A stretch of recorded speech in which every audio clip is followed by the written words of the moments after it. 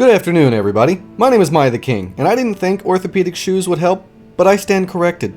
Today we're taking a look at a game just released on Steam earlier today called I Am Your President, a game released not in early access and selling for $15 American. Man, that's nice. It is nice to finally find a game that's not in early access, you know what I mean?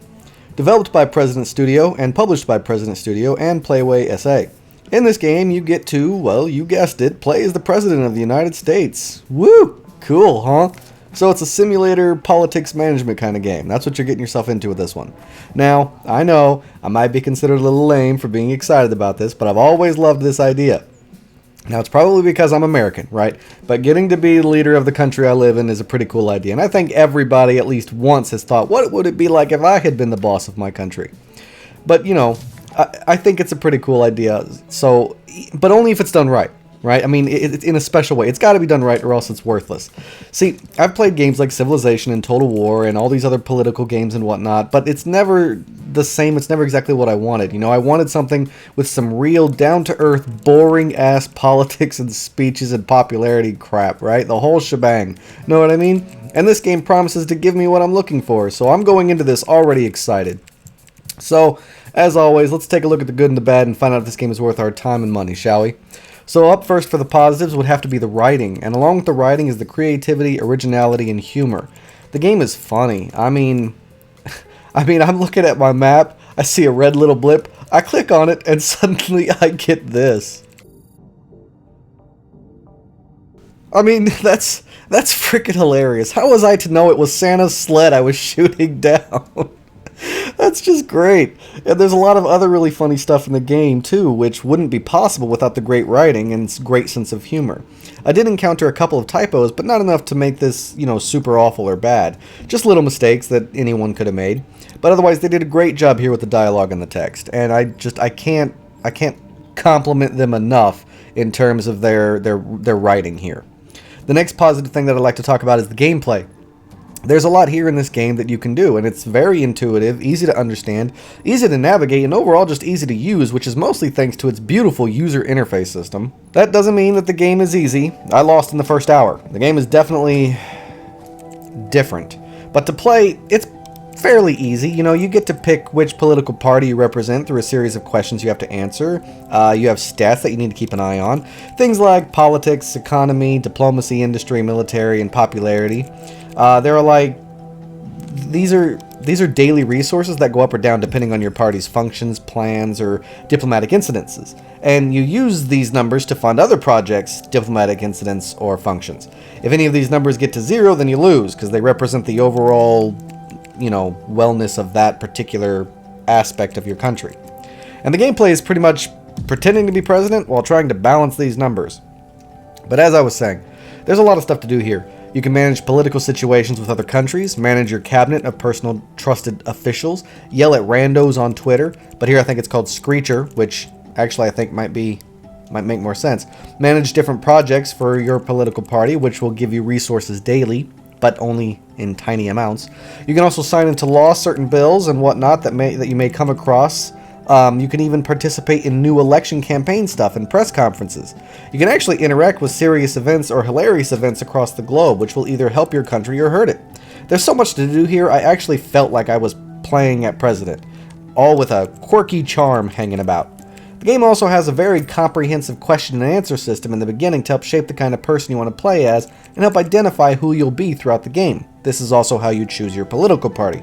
The next positive I want to talk about is that price tag. Considering the amount of content and comedy here, the quality of the gameplay, the immersive nature of the game, and everything else that's being offered here, that price tag is incredibly appropriate. I mean, you are not getting ripped off here. $15? Yeah, that's perfect pricing, and I love to see it.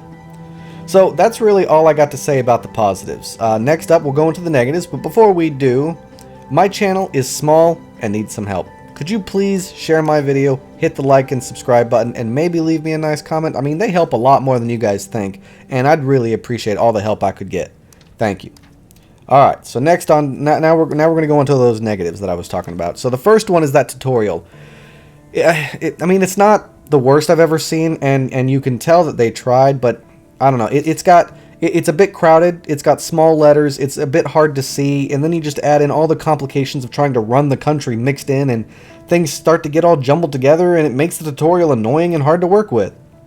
At least it's working with the limited story here, which is how I feel tutorials should be. But still, maybe it's not worded very well, which is funny because they're clearly very good writers. So I don't know how they failed to accurately explain their game that they've been working on, and they've been, doing really well with the dialogue so far.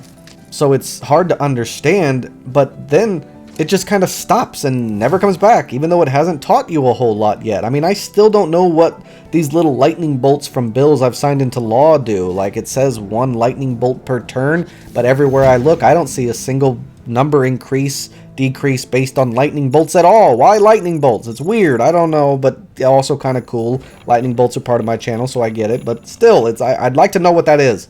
The next negative is the lack of fluid, immersive gameplay elements. Now, the game does have some, but let me explain what I mean by this. Little things in the game that will help immerse you fully into itself. But you're just staring into an office, unable to interact with anything, unable to turn your head, unable to watch news broadcasts, unable to react with your family. I mean, I've been complaining about this one in particular in political games forever now, the news broadcasts. Part of what makes politics entertaining is the ridiculous media and how far they'll go or what they'll say. And since this game is already banking on its wacky humor, this would have been the perfect way to display the media getting ludicrous and outrageous in a hilarious way. But it's just open menu, balance numbers, read some funny text maybe, rinse and repeat, and that's the game. Now, I hope as I play longer, things will become more diverse and more will happen and more immersive stuff will, introduce itself, but overall the game is a bit slow and repetitive in a lot of ways, and I just hope I haven't seen all that it has to offer yet. Next on my list is the game's imbalance. Once you become president, apparently the entire world hates your guts. And now, this shouldn't normally matter too much. However, at the point you get to the world map, you start losing big numbers on your materials, is what I'm going to call them, every turn. I'm talking 50 negative politic points every turn, and you've only got 400. Know what that means? That means you have 8 turns to live. And no matter what I did, I couldn't lower that fast enough to save my country. I have absolutely no idea why those numbers are so massive, why the game gives me 8 turns to live right from the beginning, but it's kind of frustrating. Again, no tutorial or help to help me figure out what's going on or how to fix it or whatever, but I am going to try again and see if I can change it, or maybe there was something I could do differently, or what the heck is going on here, because you can't even change how the other countries are coming at you, really. I mean, you can spy on them, which does nothing, except every now it gives you an event, which might, a 3% chance each turn that you'll get an event, which then, if you have what you need to solve said event, it gives you a temporary boost of resources, but you've still got that negative 50 every turn. As far as I could tell in my first hour of gameplay, I could not change the amount of negatives coming in per turn in a big enough way. I was able to decrease it by like 4, and yet I'm supposed to decrease it by 4t, so I have no idea, and of course the game didn't teach me that, so I don't know.